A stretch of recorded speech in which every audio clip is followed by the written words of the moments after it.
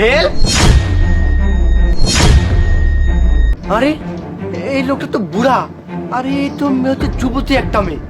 মনে হচ্ছে এই বুড়াটা এই মেয়েটাকে জোর করে বিয়ে করছে, এই জন্যই আমার কাছে হেল্প লিখে সাহায্য চাচ্ছে। না, ওই মেয়েটাকে গিয়ে সাহায্য করি আগে। আরে হারাম কর, তুই কোথায়? তাড়াতাড়ি গাড়ি নিয়ে চলে আয়। চাচা, আচ্ছা ঠিক আছে ঠিক আছে। চাচা আপনাকে দেখে তো মনে হচ্ছে আপনি একদম বুড়া, আর এই মেয়েটাকে দেখে মনে হচ্ছে একদম যুবতী। আপনি কি চলতেছে? হ্যাঁ, জোর করে বিয়ে করছেন নাকি? এই তোর কি রে? আমি জোর করে বিয়ে করি আর যেভাবেই করি, তাই তোর কি? আর একের কি দেখে মনে হচ্ছে যে আমি জোর করে বিয়ে করছি? না, তাতে আমার কি, আমার আর কিছু না। আমি শুধু এইটুকুই বলতেছিলাম যে আপনি এই বুড়ো বয়সে এত সুন্দর একটা মেয়ে পাইছেন। আমিও তো এখনো বিয়ে শাদী করি নাই, আমাকে যদি এরকম একটা সুন্দর মেয়ের ব্যবস্থা করে দিতেন তাহলে ভালোই হতো আর কি। এই চুপ কর। আমি একজন কোটিপতি, আমার মতন মানুষ আরো 5টাও বিয়ে করতে পারে। আর তুই তো বেকার, তোর কোনোদিনও বিয়ে হবে না। হ্যাঁ, সবই তো ঠিক আছে, কিন্তু আমার কেন জানি দেখে মনে হচ্ছে ওই মেয়েটা খুশি না, কেমন মুখটা গোমরা করে রাখছে। আপনি কি ওকে জোর করে বিয়ে করছেন নাকি? হ্যাঁ, এই আমি জোর করে বিয়ে করি আর যেভাবে বিয়ে করি, আমার বিয়ে আমি করছি, তাতে তোর কি রে? তুই এখান থেকে যা। হ্যাঁ আমি তো যাবই, আমি তো আর এখানে থাকতে আসি নাই, কিন্তু তারপরও তো বিয়ে শাদীর একটা ব্যাপার, সেইখানে ছেলে মেয়ে উভয় অনেক খুশি হয়, অনেক আনন্দিত হয়। আমার বিয়ে হলে তো আমি নাচবো, অনেক খুশি করবো, বউ খুশি থাকবে। কিন্তু এখানে দেখে মনে হচ্ছে মেয়েটা মুখটা ছুটকি করে রাখছে। আপনি মনে হয় মেয়েটাকে জোর করে বিয়ে করছেন।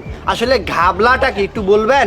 এই এই মেয়েটা খুশি না আনখুশি সেটা আমি তোকে এখনই বোঝাচ্ছি, দাঁড়া। এই তুমি বলো তো, এই বিয়েতে তুমি খুশি না অখুশি? ওকে বোঝা দাও, বোঝা দাও।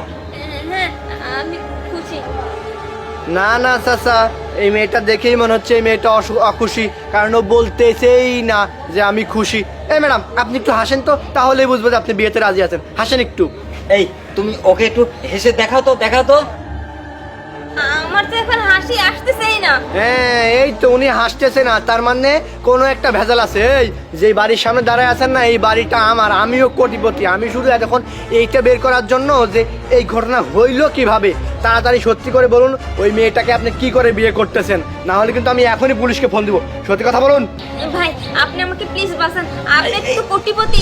আর এই পুরোটা দেখে ও আমাকে জোর থামো করে, তো। একদম চুপ, ও আমাকে জোর করে বিয়ে করছে। আমি ওর সাথে তো বিয়েই হতে চাচ্ছিলাম না, বড় একটা আমাকে জোর করে বিয়ে করছে, আবার বেশি বেশি থামো, থামো, থামো। ভাই প্লিজ, আমি হাত জোর করে বলতেছি, ওনার হাত থেকে আপনি আমাকে বাঁচান। হ্যাঁ, তার মানে এই ছিল ঘটনা না? এখন বুঝতে পারছি। এই বুড়া দাঁড়া, তোর ব্যবস্থা করতেছি। বুড়ো হয়ে যুবতী মেয়েকে বিয়ে করা।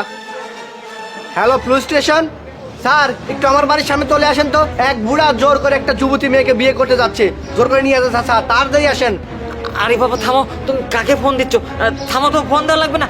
থামো থামো থামো। স্যার, এই লোকটা না আমাকে জোর করে বিয়ে করছে, আমি তো বিয়ে হতেই চাচ্ছিলাম না, আর আমার চাচার কাছ থেকে 20 লাখ টাকা নিছে, এর জন্য আমাকে বিয়ে দিছে। স্যার আপনি আমাকে বাঁচান না। থামো তো তুমি। একদম চুপ, বেশি কথা বলবেন না। বুড়ো একটা জোর করে বিয়ে করছে, আবার এখন বড় বড় কথা বলতেছে। স্যার আমি এর সাথে থাকতে চাই না, আপনি একটা ব্যবস্থা করুন স্যার। আপনি চিন্তা করবেন না, আমি তো চলে আসছি, তাই না? ব্যবস্থা তো একটা করবোই। স্যার এই 20 লাখ টাকা আপনাকে আমি দেবো। স্যার এই ব্যাপারটা একটু ধামা চাপা দিলে ভালো হয় স্যার।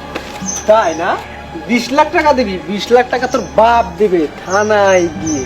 তুই একটা বুড়ো মানুষ একটা যুবক মেয়েকে বিয়ে করতেছিস না, ফাঁসিয়ে ফুসিয়ে ভুলিয়ে ভালিয়ে। এই টাকা নিছে ওর চাচা, ওর কি দোষ? হ্যাঁ স্যার, আমি প্রথমে বলতেছিলাম, আমাকে কিচ্ছু বলতেছিলাম, তুই ফকির নিয়ে সেই কত কথা বলছে স্যার।